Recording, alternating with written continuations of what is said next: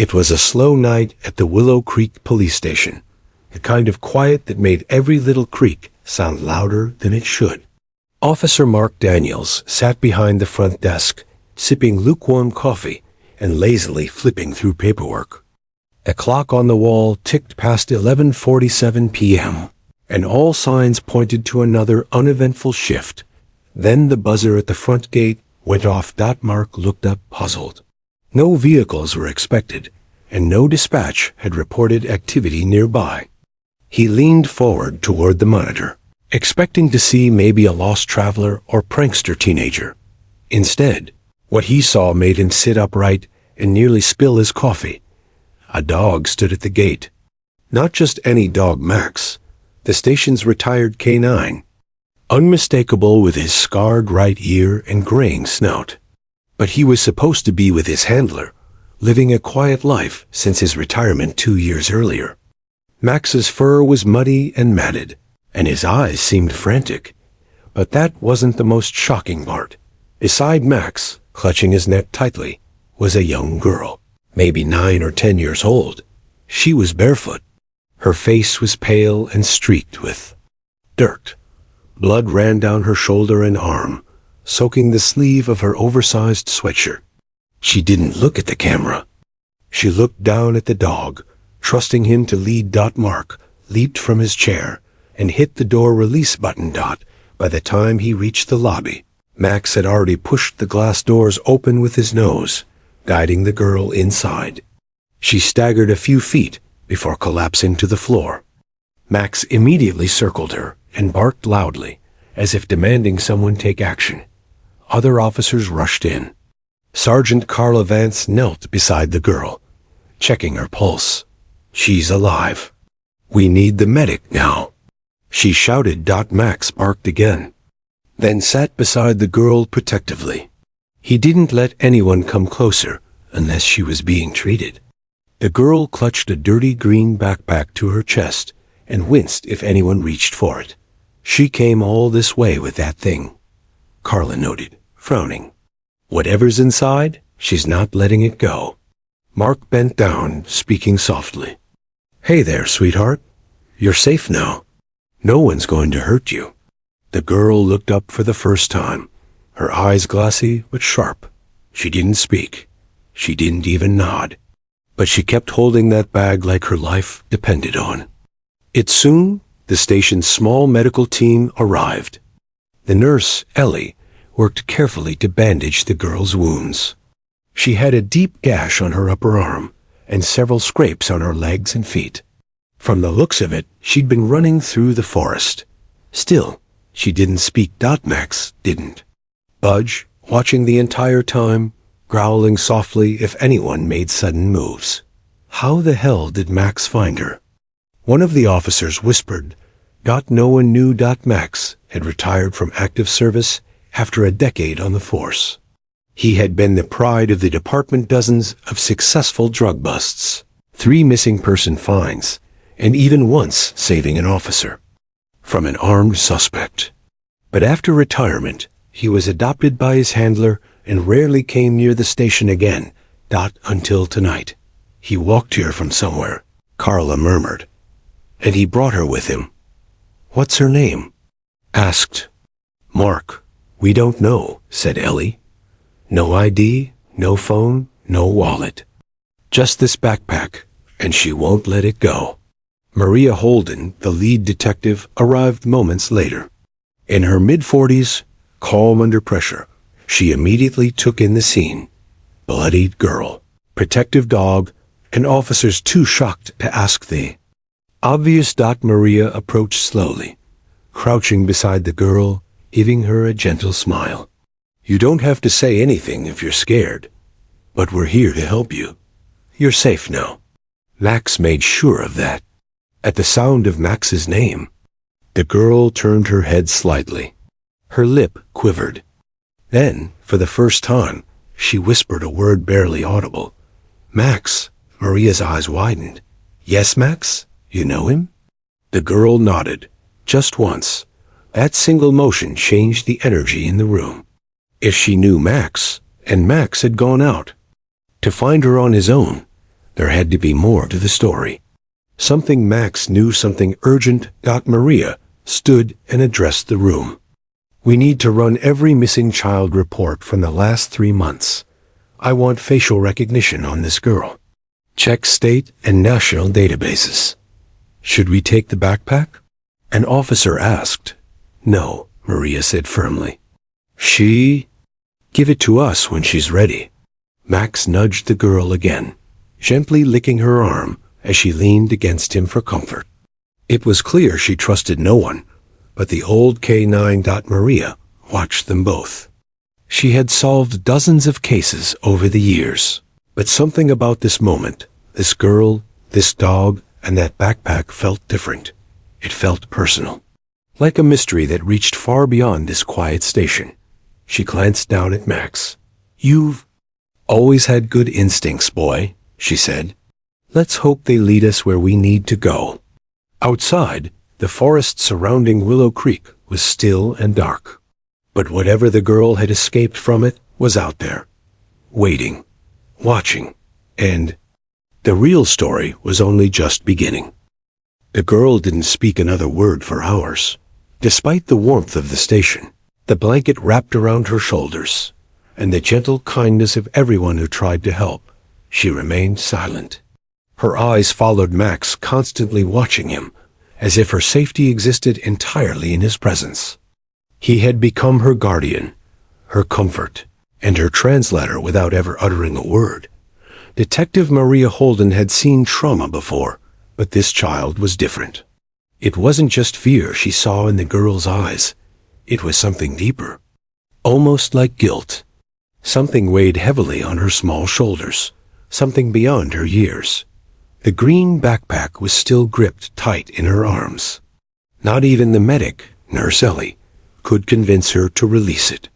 She ate crackers and drank juice with one hand, her other arm locked tightly around the bag like it was life itself. Maria pulled Officer Mark aside. I want to know where she came from, how she found Max, and how he found his way back here, Maria said quietly. No way that's coincidence. That dog walked through 5 miles of mountain terrain to get here.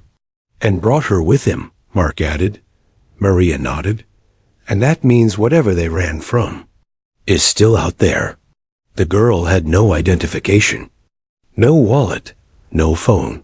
Her shoes were gone, probably lost during the escape. Her sweatshirt was oversized, likely not hers. The blood on her shoulder had dried, but the wound was shallow, probably from a sharp branch, not a weapon. Her legs were scratched and bruised. They checked missing persons databases all night, local, state, and national registries. Nothing. The FBI database didn't turn up any solid matches either. We don't even have a name, said Carla, frustrated. It's like she doesn't exist. Maria stared through the observation window into the break room, where the girl sat silently beside Max, who hadn't left her side since arriving. The dog was alert but calm. His ears perked every time a door creaked or a phone rang, as if expecting danger.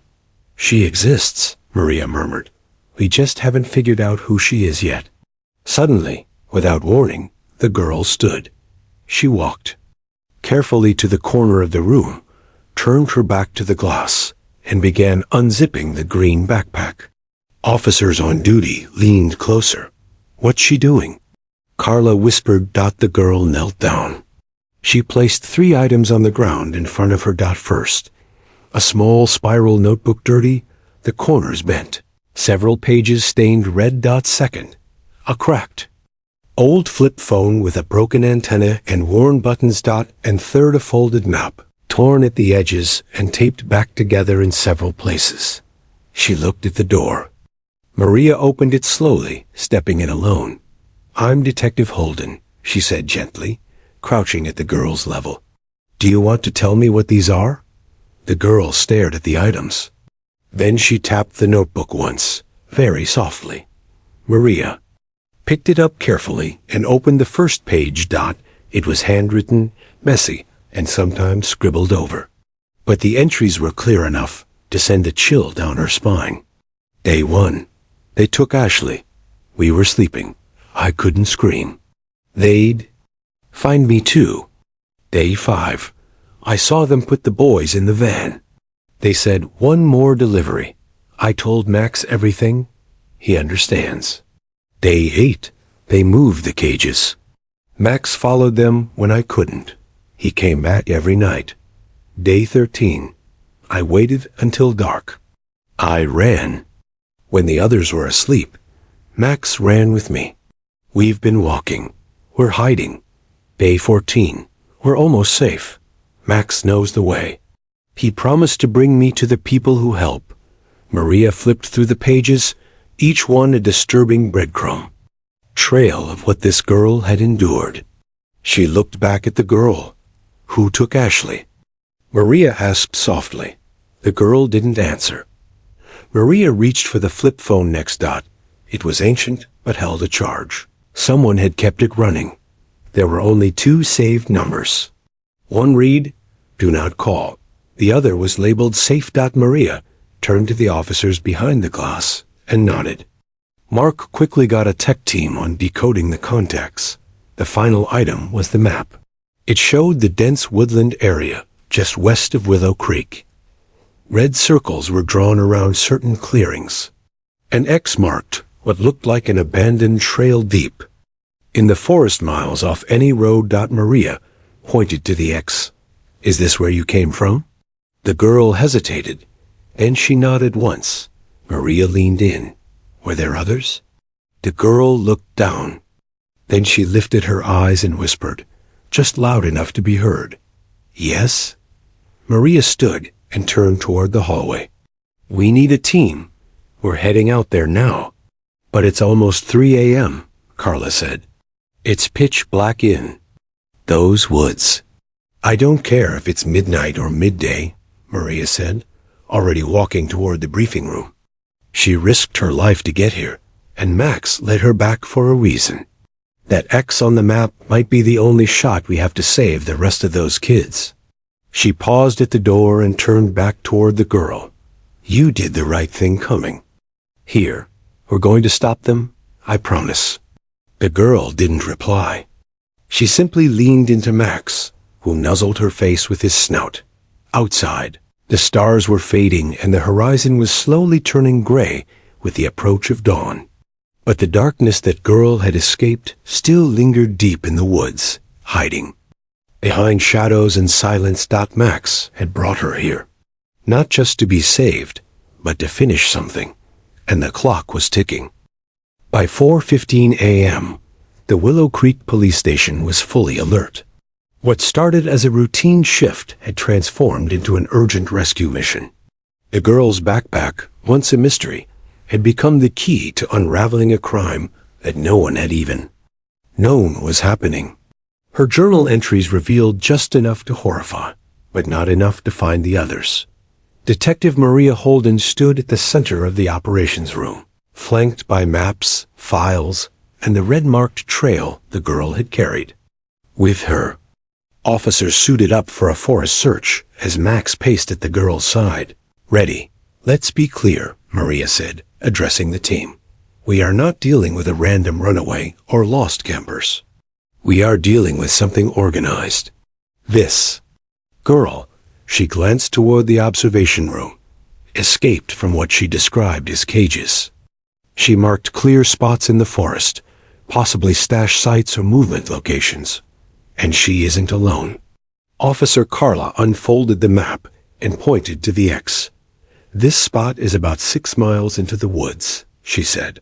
"There's no marked road, but if the girl could make it from there to the station on foot, it's possible they've got a hidden access route. Maybe a TV paths or old fire roads." Maria turned to her tech specialist, Ben. "What did you get off the phone?" Ben looked grim. "Not much, but I found several deleted messages. One said, 'Next shipment before Thursday. Use the north route. No delays. It was sent 3 days ago.' The number it came from is a burner. No GPS, no ID, just prepaid minutes. But that message combined with her map, it means we're running out of time." Maria's face hardened. "We move now." The convoy of police vehicles stopped where the pavement ended and the dirt paths began. From there, they had to go in on foot. Max was at the lead, nose to the ground, tail stiff. The girl had stayed behind under federal protection, but Maria had her voice in her ear through a secure call. She'd agreed to talk now, soft-spoken and nervous, but trying to help. "That's where they kept the big van," she said, as Carla approached a clearing the girl described. "Sometimes it came during the night. They never let us see the driver's face." "Why you?" Maria asked gently. "Why did they take you?" The girl paused. "Because we were alone. Me and Ashley. No parents, just the shelter." Maria felt her throat tighten. She'd heard stories about children taken from group homes, shelters, even foster systems. But never this close to home. "I couldn't leave her," the girl continued, "but I had to find help." "You did the right thing," Maria said. "You and Max. You're both heroes." The signal crackled as they descended deeper into the forest. Max suddenly stopped near a pine tree and barked twice. Then he took off ahead. "Go with him," Maria shouted. The team moved quickly behind the dog as Max zigzagged through the trees. Then, just ahead, they saw a small, almost invisible entrance beneath a hill of brush and moss. A heavy steel door was hidden behind branches and dirt. No lights, no markings. Just an old rusted handle. "Bingo," whispered Carla. Maria motioned for silence. She and two officers approached with flashlights and sidearms ready. The door creaked as it opened. Inside was a narrow hallway lit faintly by flickering bulbs, powered by a loud generator. They crept down the corridor, rooms on both sides. Empty. Then, at the far end, they found the control room. 3 monitors still running. A keyboard. A rack of labeled binders. And worst of all, pictures. Pictures of children. Dozens of them. Some Maria recognized from missing persons reports, filed over the past 2 years. All taped to the wall like trophies. All cataloged with numbers and handwritten notes, names, locations, dates. This was a distribution hub, Maria muttered. They watched everything from here. Max barked loudly, scratching at the floor. Carla knelt down and yanked open a trapdoor. Beneath it was a storage crate inside, a stack of documents, and a small locked metal case. Maria pried it open. Inside was a USB drive and a notebook. Names, locations, delivery dates. Everything. Ben, still back at the station, confirmed that. The USB contained multiple Excel files tracking children's names, auction prices, and buyer codes. Each entry linked to drop locations, some with confirmed law enforcement connections. They had inside help, Maria said through clenched teeth. Someone made this easy for them. That's how they've stayed hidden so long. But something else was wrong. "Where are the others?" Carla asked. "This place is empty." Suddenly, the girl's voice came through Maria's earpiece. "They moved last night. I heard them say something. A new drop." "Where?" Maria asked. The girl hesitated. "On the map. There was a second X behind the creek bend." Maria pulled the folded map from her vest pocket and scanned it. There it was, a second X, smaller, lighter, easily overlooked. "I see it. Team 2, head to Sector 3. Move fast. If we're lucky, they haven't left yet." Team 2 moved.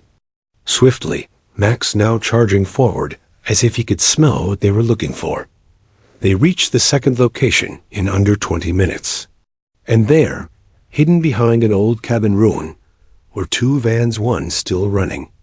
Inside, they found 5 children, dazed, hungry, and crying. Officers called in paramedics immediately. The children had identification tags taped to their shirts and numbers written in marker on their wrists. All signs of being processed for transport. One little boy no older than 6, asked softly. Are you the good guys? Carla knelt beside him, tears in her eyes. Yes, baby, we are. Back at the station, the girl was told what had happened. That 5 kids were safe because of her. Because of Max. Because she ran when it would have been easier to hide. She didn't smile. She didn't cry. She simply whispered, Ashley? Maria shook her head. We're still looking.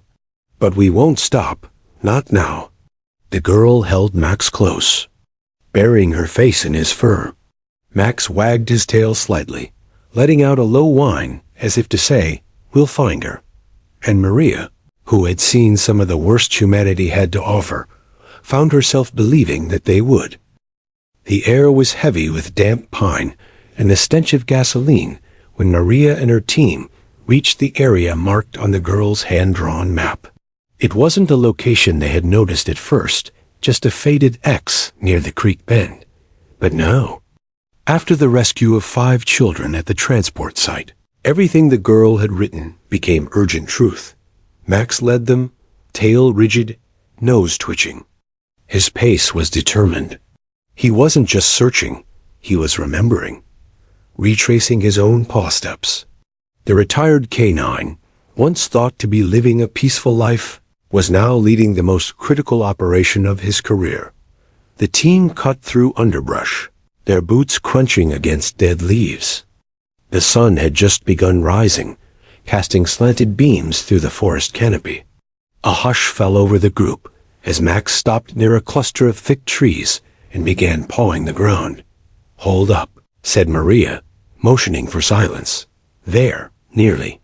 Invisible beneath vines and a rotted tarp stood a structure more like a bunker than a shack. The door was steel reinforced, the windows boarded shut. It had clearly been hidden for a reason. Carla approached first. Looks like it's been used recently. Still smells like food and smoke, Maria nodded. Let's go in quiet, no mistakes. Guns drawn, they breached the entrance. Inside was a dim hallway with 2 doors, one open, the other shut tight. With a padlock, the open room was lined with bunk beds, some with stuffed toys and ragged blankets, others stripped clean. There were drawings on the walls, made by children. Crayons scattered on the floor. A half-eaten sandwich sat on a plastic plate near the corner. This was a holding area, whispered Carla, for kids. Maria's stomach twisted. She turned to the locked door. Get it open. Officer Mark smashed the padlock with a crowbar. The door creaked open slowly, revealing a control room, no bigger than a closet, but packed with monitors, wires, and hard drives. But what truly caught Maria's eye were the photos, hundreds of them taped, pinned, and stapled to the wall. Some were Polaroids, others looked like surveillance stills. Each had a child's name and number scribbled beneath. Dozens were already marked with red X's. God, Carla whispered. It's a catalog. Maria stepped closer and recognized several children from past missing persons reports.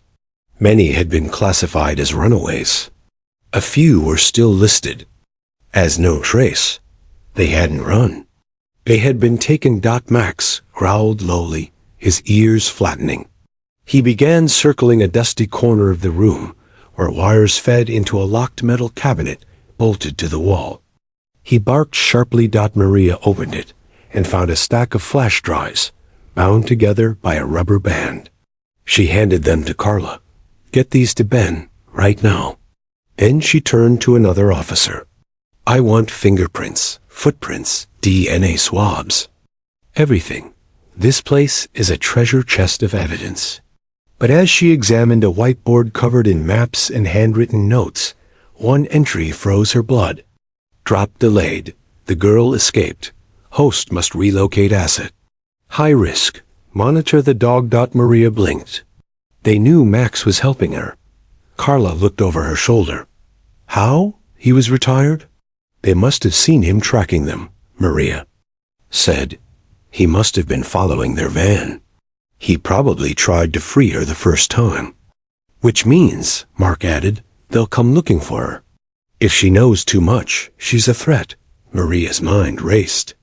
The girl hadn't just run. She had been a planned asset, maybe even marked for something worse. And Max, somehow, had broken protocol to protect her. Suddenly, Maria's radio crackled. "Detective, it's Ben. You need to hear this." Back at the station, Ben had just unlocked the first of the flash drives retrieved from the shack. "It's all here," he sighed as Maria arrived with Carla. Dates, transport routes, purchase orders. They were auctioning these kids online using coded language and crypto wallets. Each child had a profile. The photos matched the ones from the wall. He clicked through a folder labeled Priority Assets. A profile opened. It was the girl. Her name, Emily Reyes. Age, 10. Status, scheduled. Special note, photographic memory. Fast learner. Obedient. Maria froze. She was targeted for her mind. Ben nodded. And get this, the last transaction was stopped manually. Someone intervened. There's a note. Asset compromised. Escaped with K9. Alert contact. Move HQ. They're running, Maria whispered. They know we're coming. But that means we have a shot, Carla said. If we move fast, we can catch whoever's still in charge. Ben handed her a fresh printout. One of the contact numbers connects to an active burner phone. We triangulated its last ping 2 towns over near Silver Ridge. Maria wasted no time. Assemble. A tactical team. We're moving now. Emily cracked the ring. We just need to take it the rest of the way down. Meanwhile, Emily sat quietly in the interview room, her arms around Max. She had said very little since returning to the station.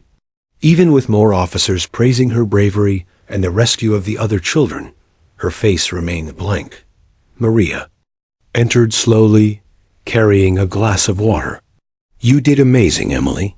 We found the place. We found your notebook, your map, your clues. We know everything now. Emily didn't look up. I thought I'd die out there, she said softly. I thought Max would leave me, but he didn't. No, Maria said, kneeling beside her. He didn't. He saved you. And now, because of you, we're going to stop them from hurting anyone else. Emily finally looked into Maria's eyes. Ashley, you'll find her? Maria hesitated. We're trying. The shack was empty, but we're close. We'll find her. I promise. Emily nodded slowly. I didn't know who to trust anymore, she whispered. But Max knew. He always knew. Maria reached out and gently touched Emily's shoulder. You trusted the right one, she said. And now he's helping us. Bring them all down. Max wagged his tail softly, curling up beside the girl who had believed in him when everything else had failed. And outside, as tactical teams began to mobilize toward Silver Ridge, the final act of Emily's story was about to begin. Rain poured down as Maria Holden's convoy made its way into the misty hills of Silver Ridge. The roads were slick and winding, but time was not on their side. The USB recovered from the shack had cracked the case wide open, exposing not only the scale of the child trafficking operation, but also its powerful connections. What they were facing wasn't just some backwoods criminal gang, it was a system. Organized, funded, protected, and now, possibly desperate. Inside the lead vehicle, Maria flipped through the documents printed from the USB. Page after page showed names, photos, payment records, and aliases. Most disturbing of all were the notes under each child's profile. Compliant, fearful, resistant, already broken. These weren't just victims. They were inventory to the people behind this. One folder, titled Tier 1. Clients included codes that Ben, their tech specialist, traced to private servers hosted overseas. The FBI had already been alerted, but the most recent activity texts GPS data, and burner phone logs led right here to Silver Ridge. And there was one name that kept popping up: Mason Wolf, former military contractor. Wealthy, discreet, and reportedly generous to several local charities. No convictions, no legal history. But he had purchased land just outside town years ago, a compound hidden in the trees with security cameras, a 12-foot fence, and no visitors allowed. Maria wasn't surprised. She'd seen this pattern before: men who wore the mask of philanthropy while hiding rot underneath. But this time, they had proof. And this time, they had Emily. Back at the station, Emily sat curled up next to Max, a blanket over her legs and a warm drink in hand. She was silent, but her eyes were no longer foggy. They were focused, clear, and watching. Ben entered the room with a laptop. "I found something," he said gently. "There's a video file on the USB." Maria had warned him not to play anything in front of Emily that might trigger TraumaBot. This file was labeled Asset 143 Interview. Ben clicked it open. The screen lit up with a grainy image. A small room. Concrete walls. A camera mounted in the corner. Emily sat at a metal table, hands folded in her lap, staring blankly at someone off-screen. A voice, distorted through a modulator, asked questions. "What is your name?" "Emily Reyes." "What's your age?" 10. "Do you remember your route to the shack?" "Yes, I can draw it."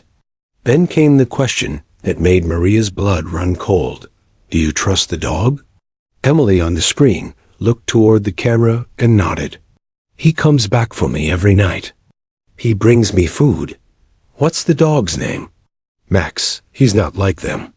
Then the screen went black. Emily, watching beside Ben, whispered, "They let me talk because they wanted to sell me as trained." Ben looked at her, shocked. "Trained?" She nodded. "They liked smart kids. I remembered things. I could draw the rooms, the escape paths. They told people I'd be useful. That's why I had to leave, before they sold me overseas." Ben leaned forward, voice low and steady. "You were never a product. You were always a person, and what you did saved lives." Emily blinked, and for the first time, tears slid down her cheeks. "I just wanted Ashley," she whispered. "She's younger than me. She's scared of the dark." Max whined and nuzzled her hand. At the compound in Silver Ridge, Maria's team arrived just as the fog lifted. The property was massive, heavily wooded, surrounded by high fencing and steel gates. Drones had confirmed at least 4 buildings on the premises, but no visible people outside. They approached with caution, split into teams. Maria led Team Alpha. Carla led Bravo. Through her earpiece, Maria issued final instructions. Apprehend all targets. Secure evidence. Priority 1, locate minors.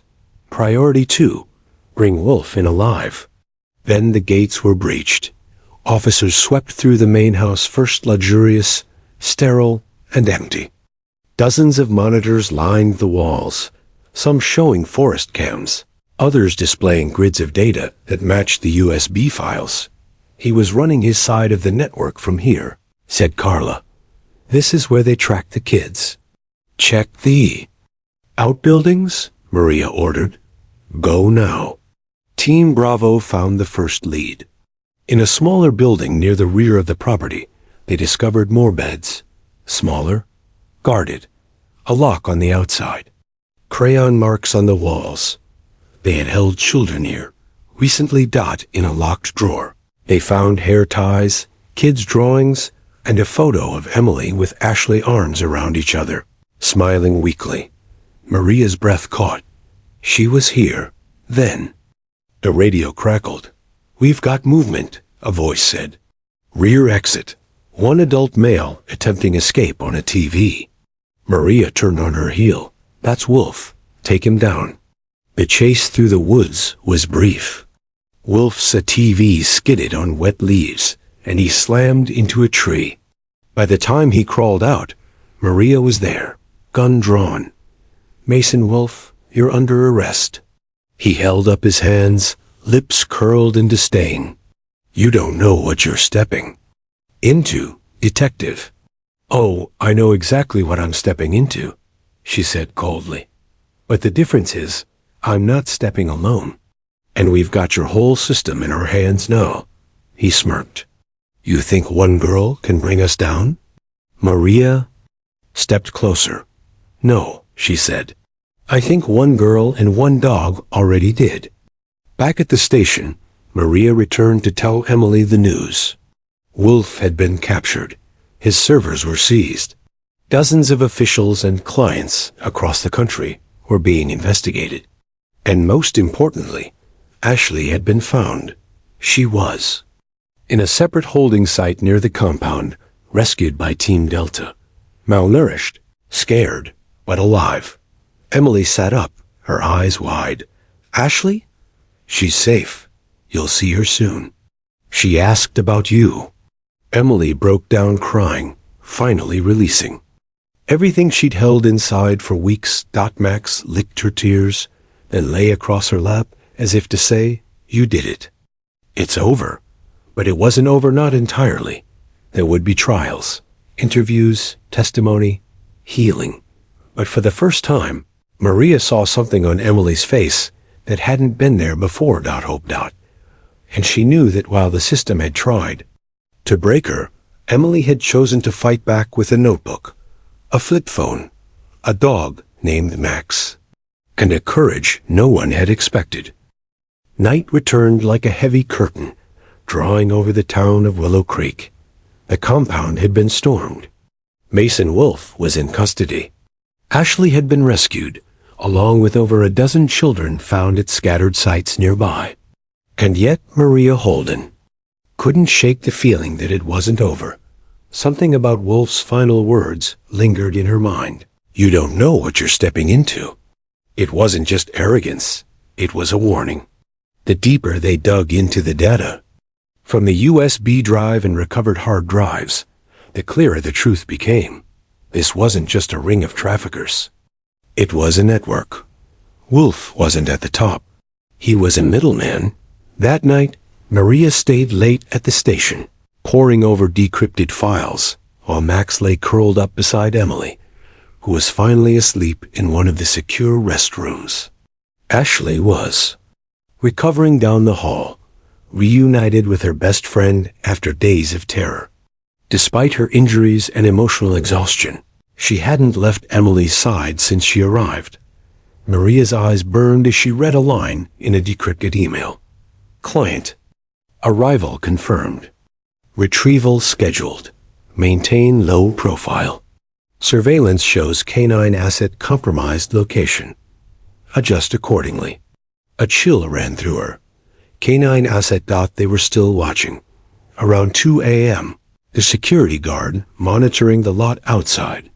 The station called over the radio. "Ma'am, there's a white van circling the block. No plates. Blacked out windows. Keeps coming around."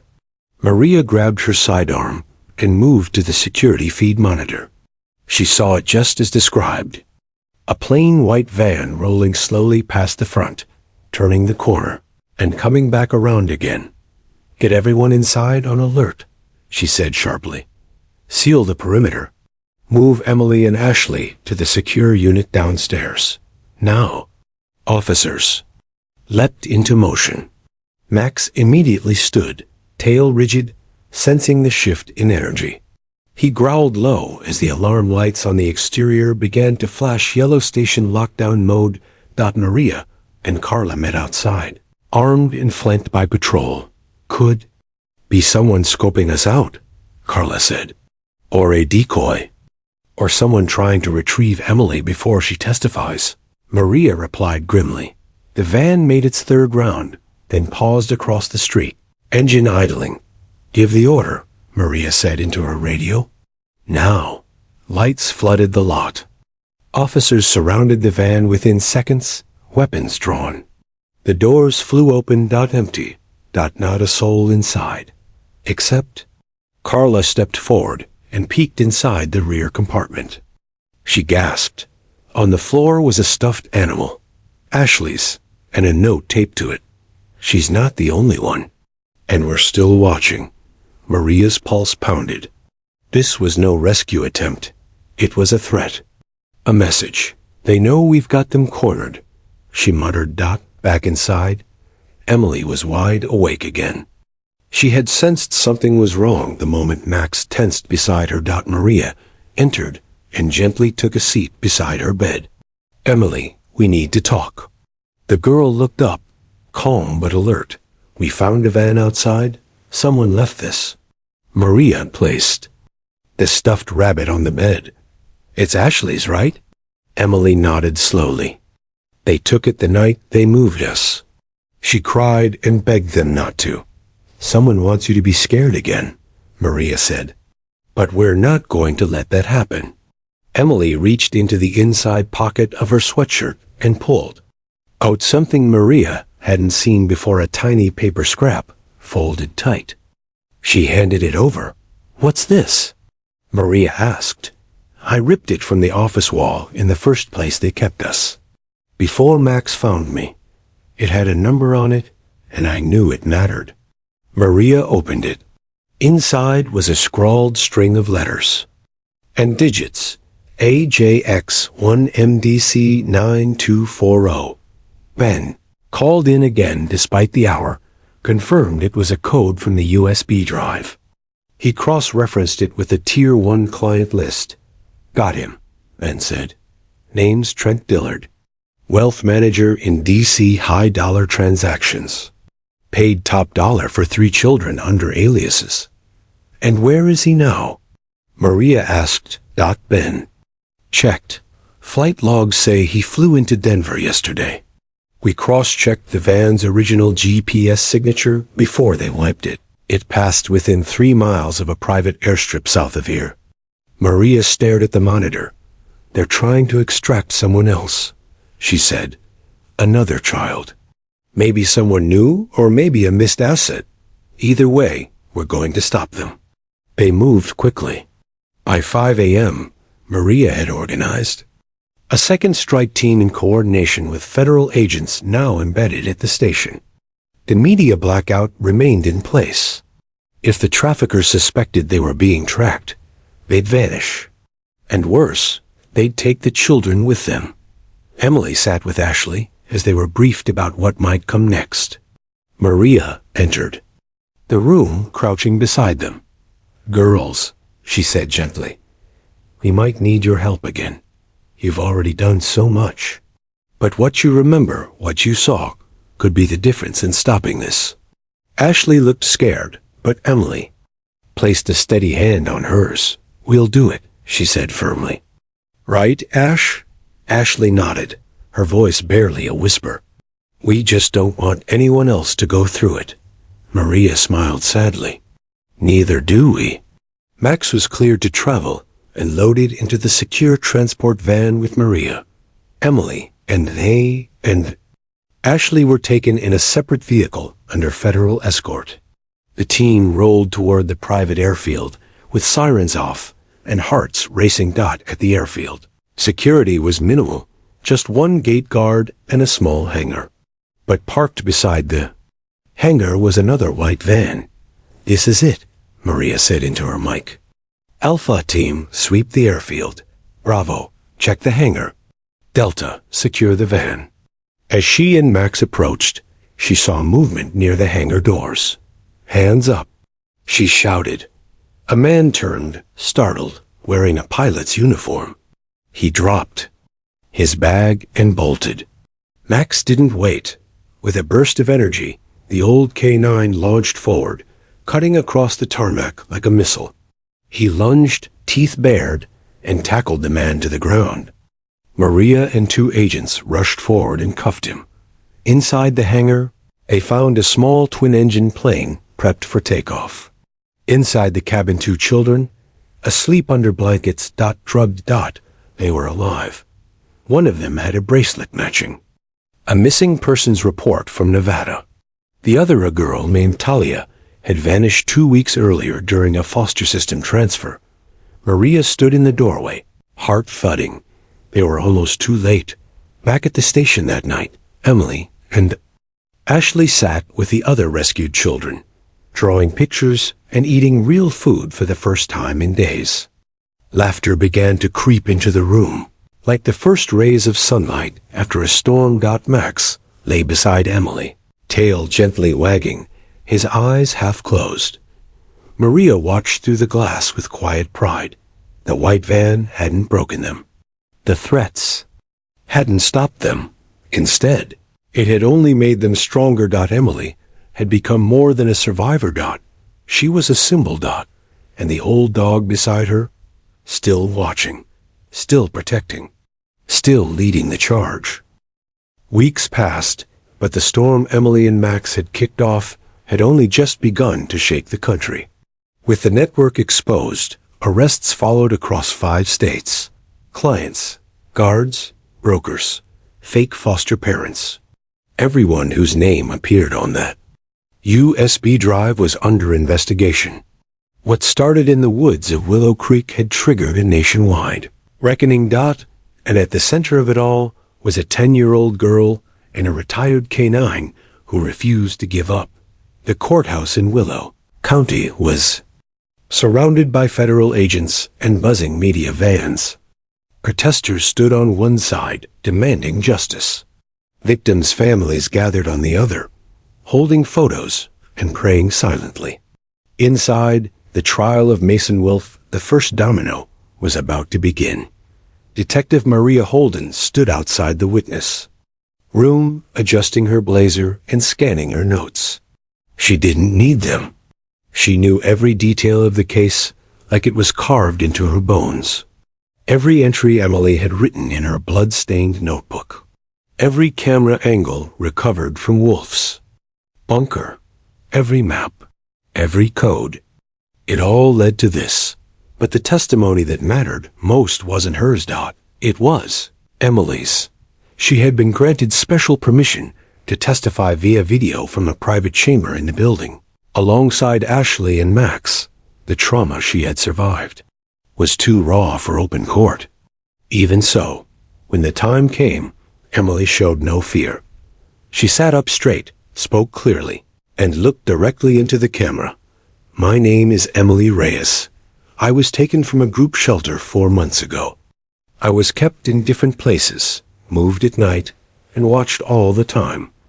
They told me I'd be going to a new home soon. They lied. Maria watched from the courtroom gallery. The jurors leaned forward. Silent. Emily continued. I escaped because Max helped me. He wasn't supposed to be there. I don't know how he found me, but he did. He brought me to the police station. I didn't know if anyone would believe me, but they did. Then came the part that gripped everyone. When we got away, I had this backpack. I didn't let it go because it had everything I needed: my map, my drawings, the notes I wrote about what they were doing. That's how they found the others. That's how they found Ashley. Max barked softly beside her, and Emily reached out to pet his head. I'm not afraid of them anymore. And they should be afraid of us. Because now people know what they're doing. The defense tried to cross-examine, but Emily didn't budge. She answered each question clearly, even when they tried to confuse her. She didn't break, and when Wolf was brought in chained and silent, Emily didn't even look at him. She looked straight at the judge. Later that day, Maria walked into the room where Emily waited with Max and Ashley. You were incredible, Maria said. Strongest witness I've ever seen. Emily smiled faintly, eyes tired but shining. I just told the truth. That's what scares them most, Maria said. Truth. The trial lasted 9 days. Wolf was found guilty on all charges: child trafficking, unlawful detainment, conspiracy, and obstruction of justice. He was sentenced to life in prison without parole, but Wolf's conviction was just the beginning. The documents and testimony from Emily's case were being used to dismantle networks across state lines. What had started as a local mystery had become a national operation. And though the victory was huge, Maria knew there were still shadows they hadn't reached. Back at the station, the atmosphere was different now.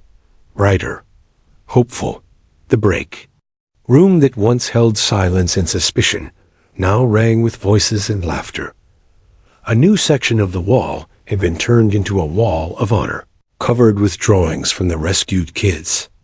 In the center, they'd pinned Emily's original hand-drawn map and her battered notebook, now laminated and preserved behind glass dot, and above it all a framed photo of Max. The caption read, Max, K9, Hero Guardian, Emily and Ashley. Came in that afternoon with cupcakes for the officers. Max trotted beside them proudly, his gray fur brushed and shiny, wearing a new collar engraved with the words, Forever on Duty. Can I still visit sometimes? Emily asked Maria, after everyone finished their snacks. You can visit any time, Maria said. This place is yours as much as it's ours. Even Max's? Especially Max's. Then Carla entered, holding a thick envelope. This came from Washington. FBI request. Maria raised an eyebrow and opened it. Inside were files, marked high sensitivity. It was a formal request for Maria and her team, including Max, to assist in forming a national task force. The mission: track and dismantle trafficking rings using the blueprint built from Emily's case. Emily leaned in. That means you're going to help more kids? Maria smiled. That's exactly what it means. Can I help too? Maria looked at her for a long moment. Then she nodded.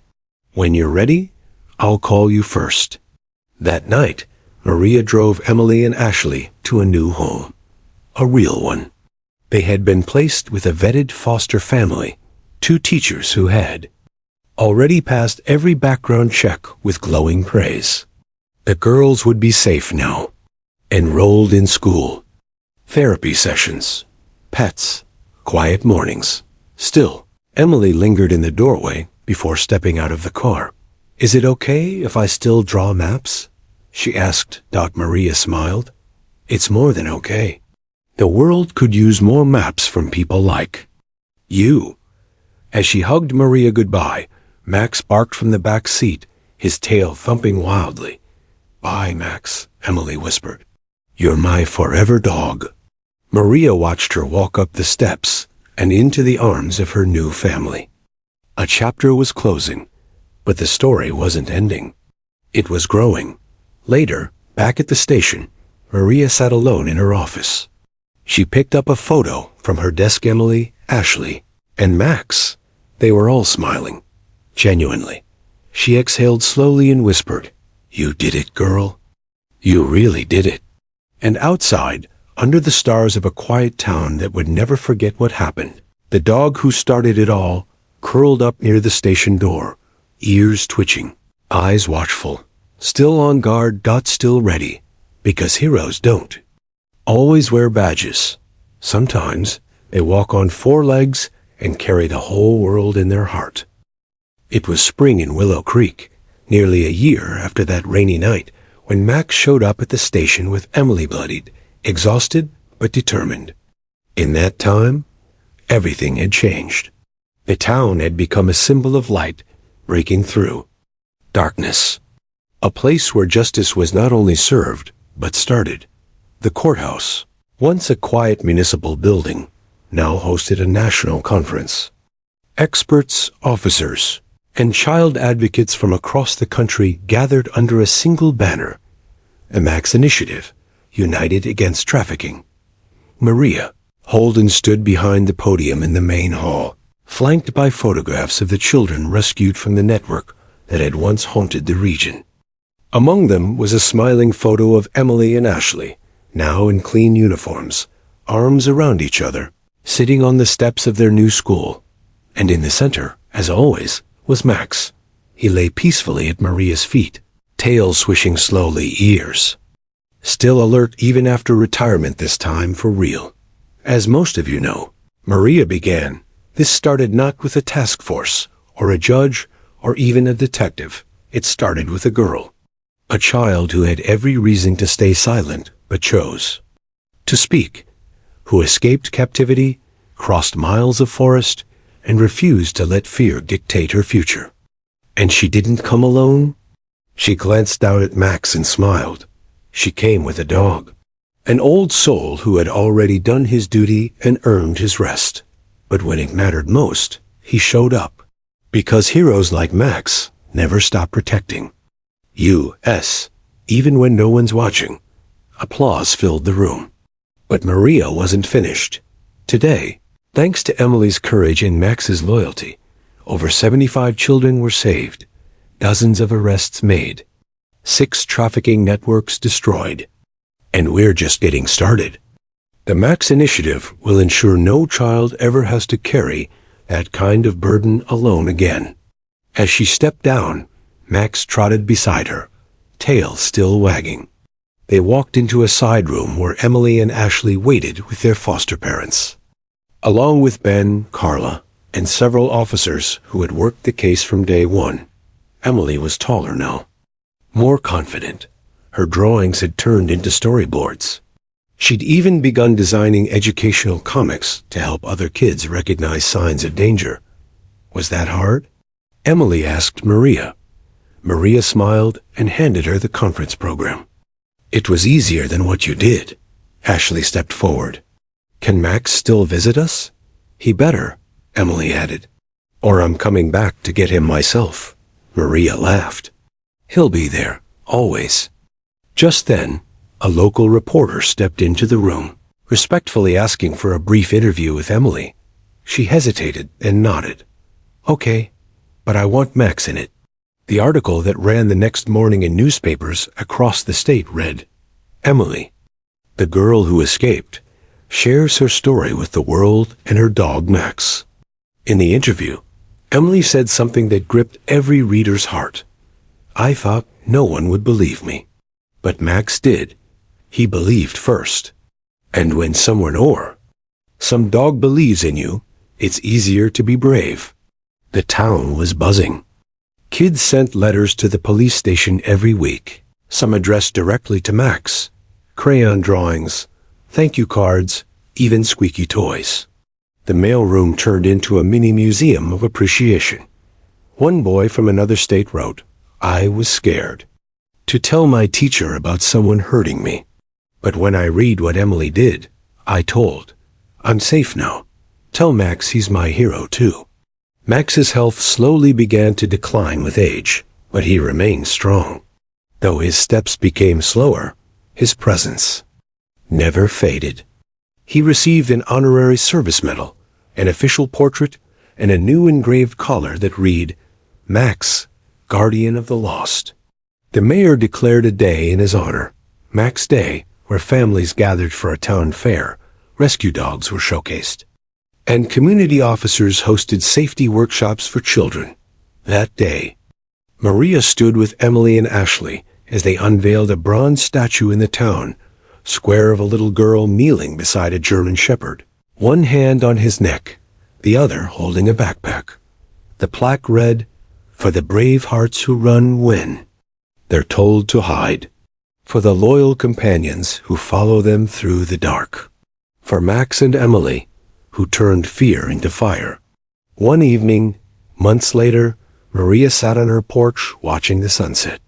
Max lay beside her, his head resting on her foot. She gently scratched behind his ears, and he let out a soft sigh. You changed everything, old boy, she whispered. You really did. Her phone buzzed. A text from Emily started my new comic. It's called Emily and Max, The Escape. First edition's for you. Maria smiled, blinking away tears. The story of Emily and Max became more than a local tale. It inspired legislation, support programs, and education tools. Schools began using Emily's comics. Dog training centers received more funding. Shelters saw a rise in adoption inquiries for older dogs. A whole country, shaken by what was uncovered, also found healing through the bravery of a girl and a dog. And though the shadows had not disappeared completely, they no longer stood unchallenged. Not while children knew they could fight back. Not while officers like Maria were listening. And certainly not while there were dogs like Max, who never stopped guarding those who needed them most.